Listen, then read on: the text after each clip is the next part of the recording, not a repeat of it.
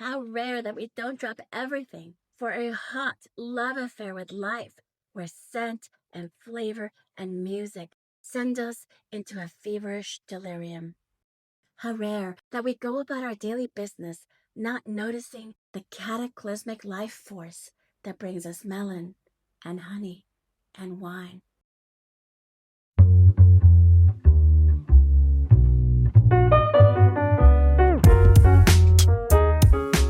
It's Kitchenette Paris, a show about food and passions and the city of light.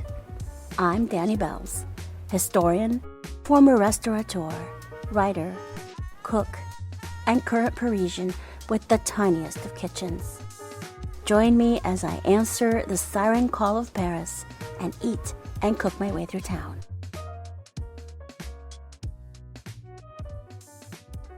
Oh, what a hollow feeling deep in the gut when you drop off your lover at the airport.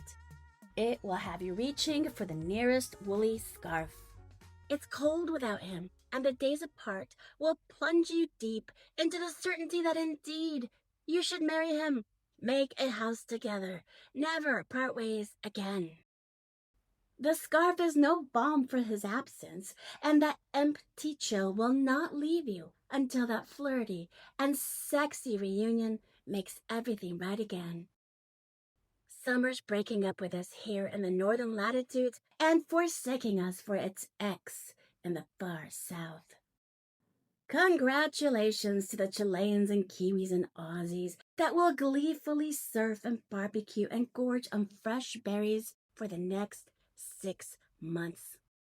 We must share our beloved with you and sadly accept that we are entering our northern season of abstinence from that free-loving flirtation with the world where we flow with ease, dance to riotous birdsong, and intoxicate ourselves with the scent of fresh-cut grass. The chill will be in the air and in our hearts as we long for our lover to return. We shall find refuge in woolly scarves and apple pie with cardamom, but the memories of summer we will never forget. The scent of hearty stews and Earl Grey tea will seduce me this coming season, but nothing could conquer me, incite my complete surrender in deep pleasure, except for a few things, like the aromas of summer markets in Paris.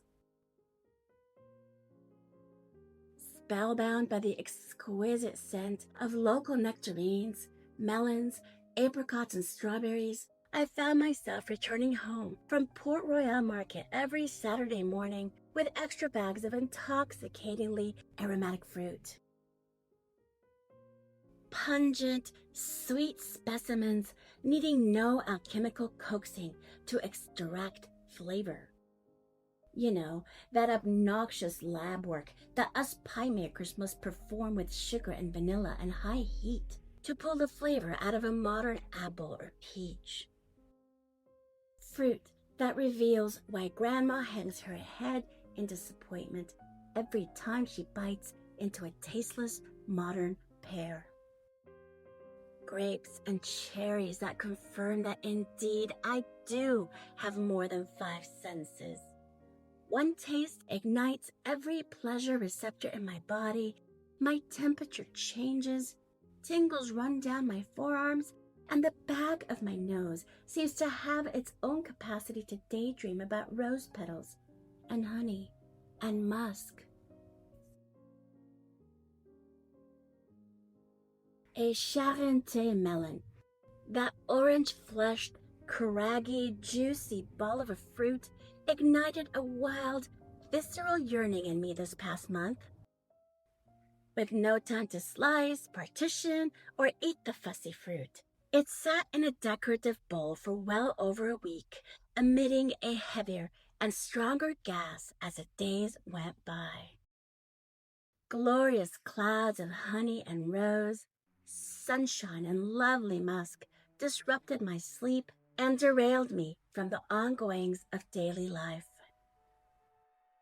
Such a raucous promise of sweetness in the air, like a serenade from Demeter, goddess of soil and harvest, fertility, and bloom.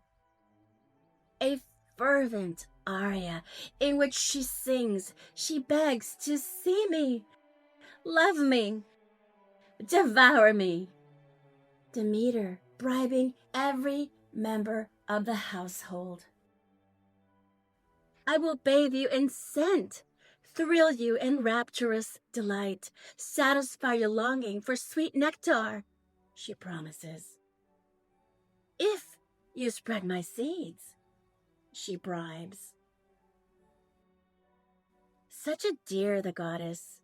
She gives us way too much credit, as if humans were capable wild beasts, like rats or birds that carelessly pick at crops and spread seeds and ensure the continuation of the sacred lineage of melon and grape.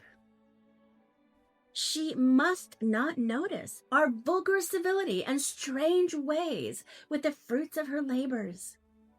To spread the seeds of the melon, the grape, the berry, us brutishly civilized humans?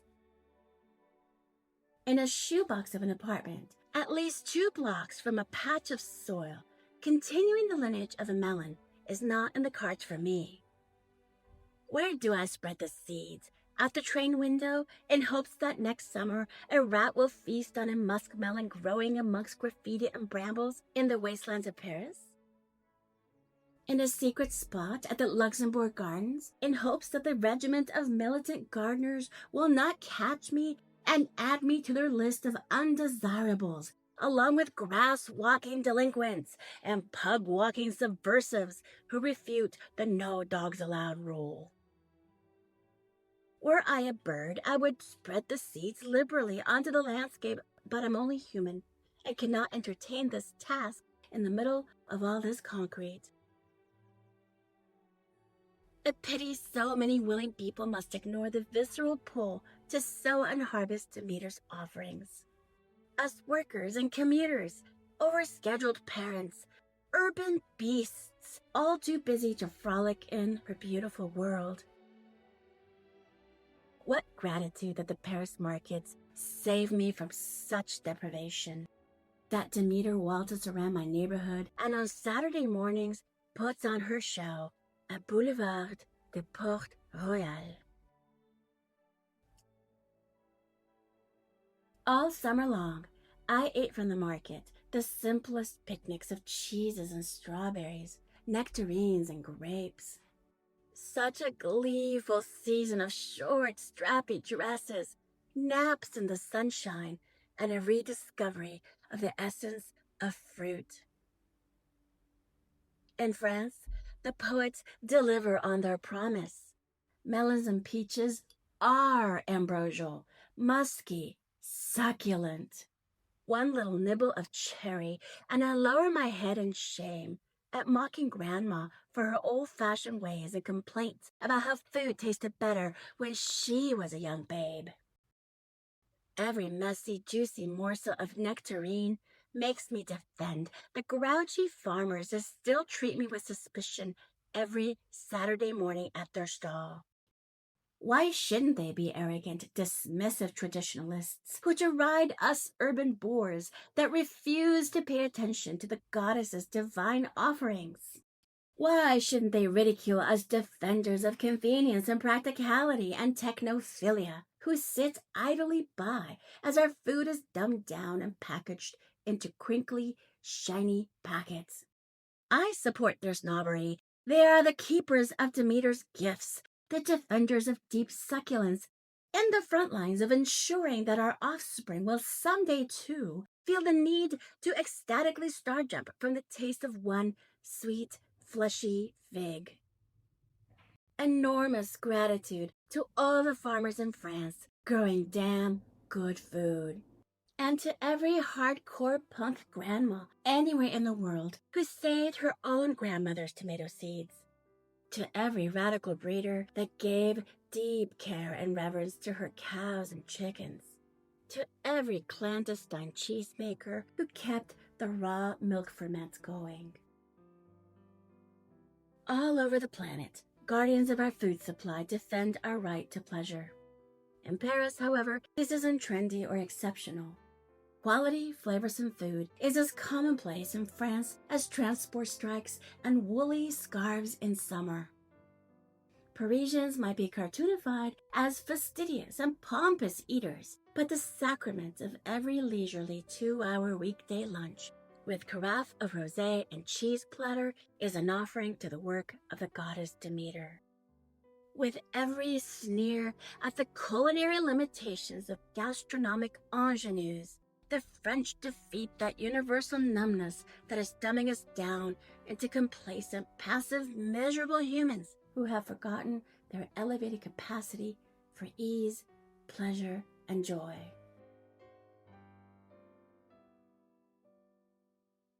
When I sliced open the melon, little fruit flies appeared out of nowhere, circling above the musky fruit like vultures waiting for their turn on a carcass. I wasn't about to share the prize with the little critters, no matter how clever they are. I devoured every slice, desperately inhaling every last cloud of scent in the air as the orange flesh traveled down my body.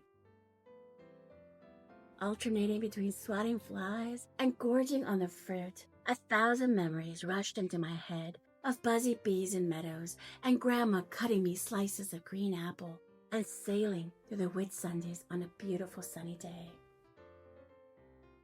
I was running like a 5-year-old to beat my cousins to the swings, giggling with the Ecuadorian lady on my first international flight while we ate fried bananas together, euphorically trembling like the first time I stood up on a skateboard. How rare to find little moments in life that thrill us, that the essence of glee could be captured in one morsel. How rare that we don't drop everything for a hot love affair with life, where scent and flavor and music send us into a feverish delirium. How rare that we go about our daily business not noticing the cataclysmic life force that brings us melon and honey and wine, amongst other things. How rare that I could be so endeared to an entire web of beings that labored to bring that melon to my table. The pollinators, the farmers, the lovely teenage girl that arranges fruit at the market stall in beautiful little pyramids, the goddess Demeter herself with her seductive serenades of scent and sweetness. Even the sneering produce man that treats me with suspicion and takes my money every week. What gratitude for the protective stance he takes when he asks himself if a customer is worthy of his fruit. Je suis dans ton équipe, I want to tell him in my rusty French, but I will never convince him that I am worthy of his produce. I want his respect, and I find myself stupidly performing for him a sequence of movements that I hope he can read as a universal language of camaraderie. I performatively sniff the apples. I emit a slight, stupid grin of approval. I fill my bag with a dozen specimens that will turn into a pie with ginger and lime. Despite his snobbish sneers, I shall continue trying to conquer his sensibilities all winter long. Sometimes I fantasize about breaking our cold, formal interchanges by bringing him a pie made of his apples. He cracks a smile, slowly lets me into his world, and soon starts setting aside for me his sweetest potatoes, his freshest herbs. We are chums in this fantasy, and the country-city divide crumbles, and we are endeared to each other for our common love of good food, and our friendship leads to our families road-tripping together to the Dolomites, and heck, he might even ask me to be godmother to his firstborn. A dear friendship built over peaches and basil, radishes and melon. If it is true that the goddess Demeter is seducing me into spreading her seeds with scent and juicy sweetness, it may be wise to not ignore her prompts. She's a bit of a grouch and is known for going on strike when things don't go her way. Perhaps I will throw the seeds of my prized melon out the train window one of these days, all in the service of fertility and staying on the goddess's good side. Demeter's daughter, Persephone, the goddess of spring, lives in the underworld and only visits with Mama for a few months per year. When she returns to the underworld, Mama gets pretty grouchy, and us mortals have to bear Demeter's wrath. Winter begins, the fields go fallow, and darkness rules. Winterphobes like me would do well to keep Demeter happy if we are to expect a mild winter and maybe even an early spring next year. Winter or not, my produce provider will always be grouchy, at least with me. I will return to his stall, despite his sneers, as long as he keeps bringing glorious fruit to market. On frigid days, I will still walk to his stall to buy funky-smelling brassicas and sweet potatoes for pie. It will be a lovely cold season in the kitchenette, and the apartment will smell like gingerbread and the glorious scent of winter grapefruit and orange zest. While everything is dormant, I will be on the lookout for signs to honor the spirit of fertility and cook Demeter's offerings during autumn harvest season with deep reverence and care. When spring arrives, I might even see a seedling growing next to broken bottles and graffiti right outside Montparnasse station. It might be my melon, Demeter's melon, continuing the lineage of deliciousness, at least for the rats and birds. As summer wraps up in the Northern Hemisphere, may you be energized by the slight chill in the air, the kids back at school, the joy of family gatherings and feasts, and the harvest season that brings abundance and deep flavor to our tables. May you be well. May you be happy this upcoming winter season, and may you keep the spirit of spring deep inside your heart. Until next time, I'm Dany Bells. If you enjoyed this little pause in your day, please share my stories with someone you love, leave me a review, or subscribe to my newsletter. Details in show notes. Kitchenette Paris was written, directed, and produced by me, Dany Bells, from Paris, with love. Music by Kyle Cox.